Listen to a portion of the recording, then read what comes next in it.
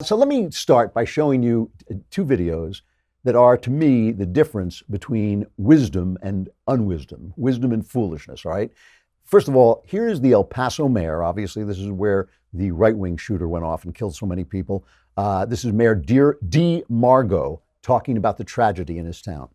We're dealing with the tragedy of 22 people who have perished by an evil, hateful act of a white supremacist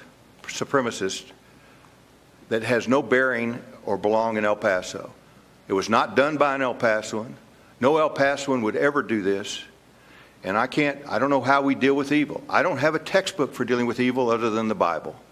I'm sorry. You know, I mean, obviously I'm sympathetic to the idea that the Bible is his textbook to deal with evil, but that's not what makes that wise. What makes that wise is he understands that he is dealing with something that is eternal in human affairs, that he doesn't have the answer, that people are hungry for an answer and looking for an answer will get you into trouble. He is being wise. I also want to point out that this wisdom is coming from the mayor of El Paso, which is an honorable position, but obviously not a big national position. It's not a network news position. It's not a senatorial position. It's not the president's position. And you know, we were just talking before the show started about this new Tarantino film, Once Upon a Time in Hollywood, which I enjoyed. I like. It's a very thoughtful film, very interesting film. It's got a lot of flaws, a lot of self-indulgence.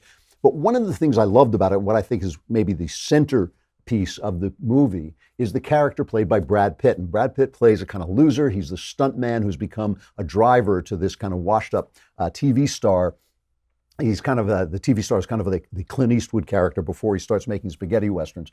And Brad Pitt plays this guy, and yet you find out as the show goes on that this loser, this guy with no ambition, this guy who's satisfied just to be a factotum, a follower, is the decent moral heart of the movie. And that's a very Christian point. The Christian point that the people who run the world, the people who are the most important in the world, are not always the best people in the world. And I look back over our presidents for the last couple of years, you know, in the last one, Obama was a narcissistic ideologue who wouldn't change his mind about his policies, even when he saw they didn't work. He just went to the old Democrat playbook of dividing us over race. The guy before that, of course, was George W. Bush, who was a decent person, but also just not really equipped to deal with what he needed to deal with. And before that, we had Clinton, who was credibly accused of being a rapist. Our presidents, our top people, are not always the best people. And sometimes you got to turn, you shouldn't be confused by the fact that the people who get paid the most, the people who have the most power, the people who are in the news, the people who are held up to us as idols are frequently false idols. And maybe it's the mayor of El Paso who has something really to speak to us, and we have to follow the wisdom and not the people who are necessarily in the news. One of my many hilarious brothers that I have once made a really funny comment talking about someone he hated. He said he's the worst person on earth who doesn't run a country, which I just always thought was a great line, because it tells you the powerful people are not always the wisest, not always the people we should follow. Now let me play you unwisdom or foolishness. Yesterday, I ended the show with an absolutely hilarious cut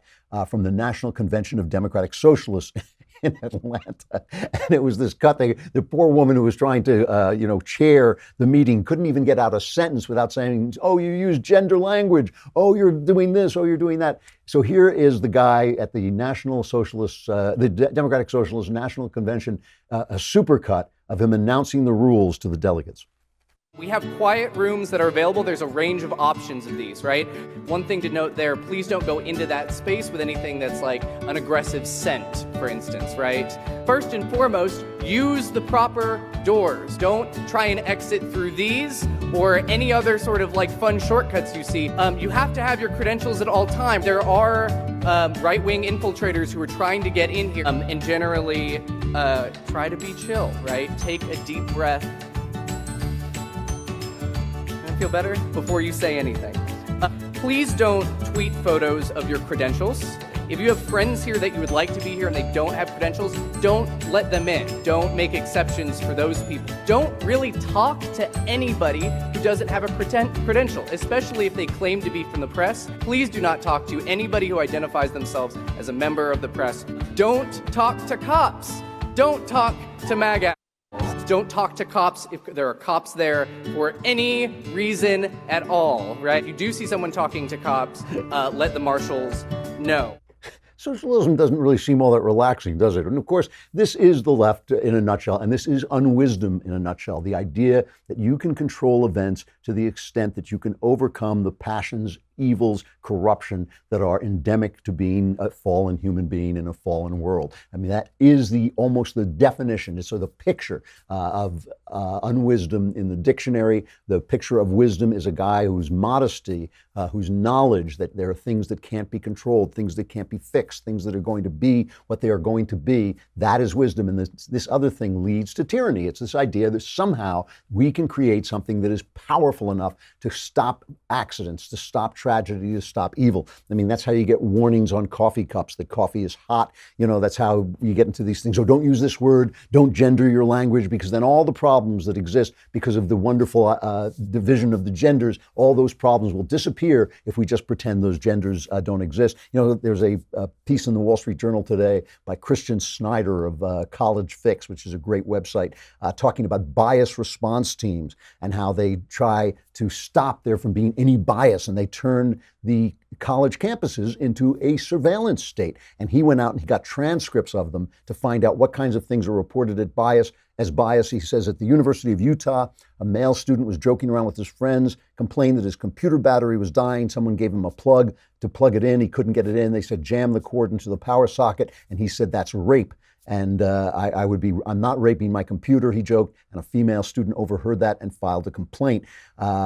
The reporting then becomes ideologically biased. And this is the thing, right? You start out just trying to control what you think is evil, but then you realize that you, in order to do that, you must be the arbiter of good and evil. So everything becomes your opinion writ large, and you try to shut everybody down. He has a Michigan State University student reported his dorm roommate for watching a video of conservative commentator Ben Shapiro.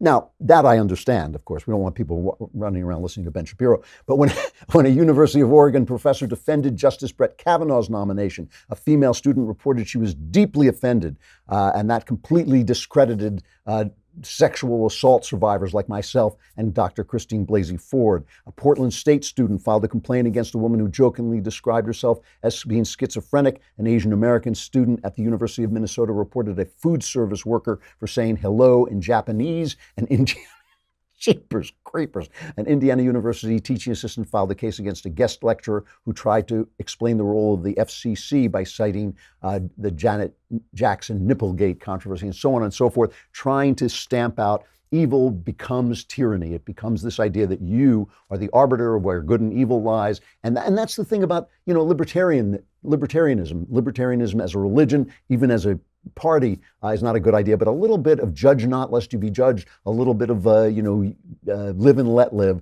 is the way forward for freedom. You have to have that for freedom. Cultural problems need cultural solutions. If you think there's something wrong with the culture, you have to solve it that way.